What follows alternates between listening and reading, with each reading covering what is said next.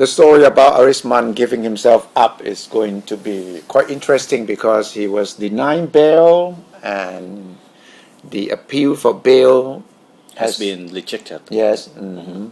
What do you see as the sequence from here? We have got some reporters talking to military analysts who see this Arisman affair as a small part of a big picture. These analysts believe that something definitely must be cooking under the current at the moment, and Kun Arisman is just only a part of it. That's the beginning. Right. The tip of the iceberg. Right, and this person, our thought, he linked Kun Arisman return to Thailand to the upcoming opening of this Laxi holding center. Nobody is calling it a prison at the moment because it's gonna. We have rumors that it's going to be air conditioned. Wow, air conditioned holding center. Holding center. Perhaps for political prisoners. Right, about 100 people will be moved there on December 20. Wow. Basically, about 70 red shirt members will be moved there, along with some other political prisoners. Maybe people charged with lèse majesté also. So basically, about 90 to 100. Whose people. idea is this? The holding center.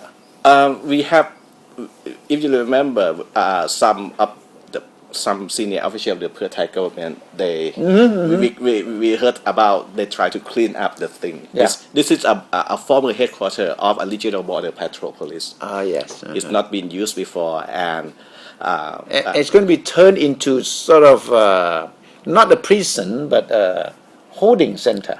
Holding center. Even the name could be politically significant. We still don't know yet because it could one way or the other link to what we are going to discuss in the future. Kun Thaksin, if he return to Thailand and if he return to the so-called holding center, would that be considered as him going back to going to jail, or is it going to be considered him staying in the so-called holding center or not? Because as we know, Kun Thaksin, one of the key conditions about coming back is that he is not going to spend even a single day in jail. But you see, a reporter asked the Prime Minister this morning, interesting, that after Kun Arisman surrender, will Kun Thaksin follow suit? Is that Kun Yingluck said that it's up to the reconciliation process.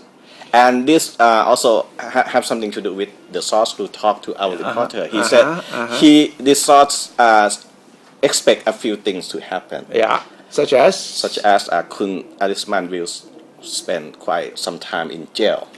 And then the second thing is that Kun Jatuporn Prompan could lose his MP status also. Yeah, well, this is speculation, the analyst speculation, right? Because it's all up to the judicial process. This analyst believe that for reconciliation to happen, something need to be done to be seen as red shirt members also coming under the justice system.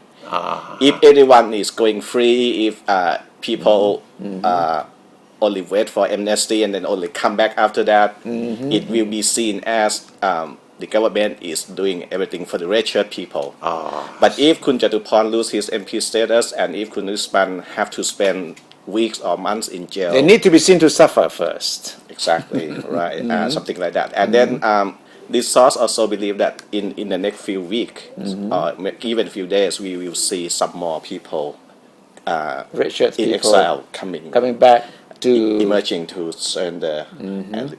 So it will have a picture of red shirt people ready to come under the justice system, and then we'll put the pressure on the Democrat Party also, which itself is facing some kind of legal trouble regarding to last year incident, and also this will send a message to maybe the yellow shirt people also, who facing charges regarding. So under this theory, this speculation, the government, or whoever is working behind the scenes, including Kun Thaksin, is painting a scenario that will put everybody under a bad situation so that they can all get out at the same time under an amnesty. Right. See? Yes. So the red shirts will have to be seen to be suffering, going into jail. The government, the previous government, the opposition could not. We'll be told, hey, you have to back us, or otherwise you will have some trouble yourself. Yes.